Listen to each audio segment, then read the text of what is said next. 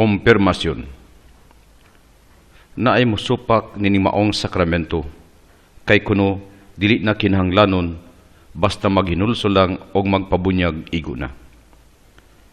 Og adunay teksto nga gikutlo isip pagdason silang pagsupak.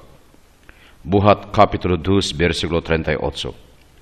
Ang tagsa-tagsa kaninyo kinahanglan nga maghinulsol og magpabunyag sa ngalan ni Kristo, aron pasayloon ang inyong mga sala ug madawat ninyo ang gasa sa Dios nga mao ang Espiritu Santo. Busa pinasikad sa mga teksto mingon, dili na kinahanglanon ang kumpirmasyon basta maghinulso lang og magpabunyag igo na. Mga kaigsunan, unsa may atong ikasulti ni adtong maong pagsupak. Gani napay teksto nga gikutlo aron sa pagdason sa maong pagsupak. Diha sa bunyag, kita nakadawat sa Espiritu Santo ug ang maong sakramento nagpapas sa atong mga sala ug nahimo kita nga anak sa Dios. Diha sa sakramento sa kumpirmasyon, kini naghimo sa nabunyagan nga sundalo ni Kristo ug ang maong sakramento sa kumpirmasyon naglig-on sa grasya sa bunyag. Buhat Kapitulo 8 versikulo 14 hangtod 17.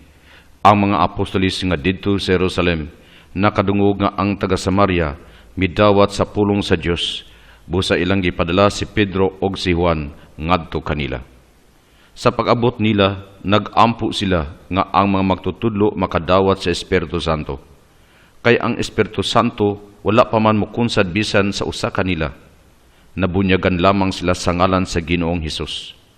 Unya si Pedro og si Juan mipandong kanila sa ilang mga kamot og nakadawat sila sa Espiritu Santo. Unsay giingon dinhi? Nabunyagan lamang sila sa ngalan sa Ginoong Hesus. Unya si Pedro og si Juan mipandong kanila sa ilang mga kamot og nakadawat sila sa Espiritu Santo. So nakadawat na sila sa sakramento sa bunyag.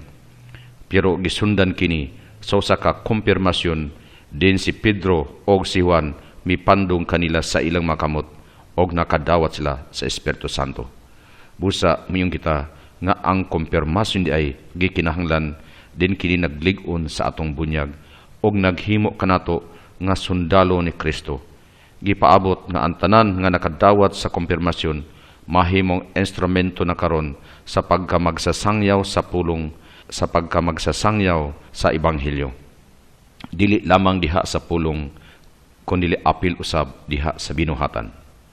Unsa may epekto sa kumpirmasyon diha mismo sa atong kinabuhi. Atong basahon ang ikaduhang Korinto Kapitulo 1 versikulo 21 hangtod 22. Ang Dios gayud ang naghatag kanatog kasiguruan diha kang Kristo. Ang Dios mao gayud ang nagpili kanato og gipatikan kita ingon sa timaan nga iya na. O gihatagan kita niya sa Espiritu Santo dinhi sa atong kasing-kasing ingon nga pasalig. Sa maong teksto nga atong gibasa na kanang mga punto, kasiguruan nga kita iya na, usa kini kapasalig, kaduha nagpalig-on og nagdugang sa grasya. Busa kini sakramento di ay sa kumpirmasyon gikinahanglan sa atong kinabuhi. Buhat Kapitulo 19 versikulo 6.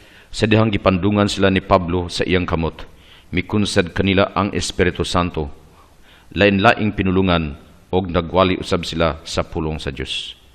Dinhi si San Pablo nagpandong sa iyang kamot og mikunsad ang Espiritu Santo. So ang pagkumpirma di ay mao ang pagdawat sa Espiritu Santo, naglig-on sa sakramento sa bunyag og timaan usab kini kasiguruan nga kita iya na, usa kini kapasalig ug naglig-on ug nagdugang sa grasya nga atong nadawat. Kining sakramento sa kumpirma kinahanglanon bagyod sa atong kinabuhi. Isip tubag atong basahon ang kayda sa Hebro Kapitulo 6 versikulo 2 hangtod 3 giingon, sa pagtulun-an mahitungod sa mga bunyag og sa pagpandong sa mga kamot, sa pagkabanhaw og sa paghukom nga way katapusan, magpadayon kita ug buhaton ta kini kung mutugot ang Dios. Sa tekstong atong gibasa gipadayag nga dili gadi ay kinahanglanon ang maong sakramento. Unsa may atong ikasulti ni adto mga kaigsunan.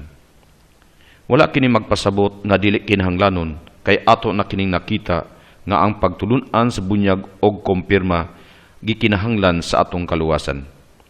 Juan Kapitulo 3 versikulo 5, gawas kun ang usa ka tawo mataw pag-usab sa tubig og sa espiritu, dili siya makasulod sa gingharian sa Dios.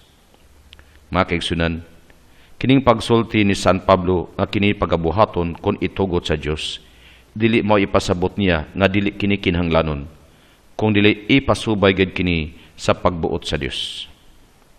Busa ang sakramento sa kumpirma gikinahanglan sa atong kinabuhi.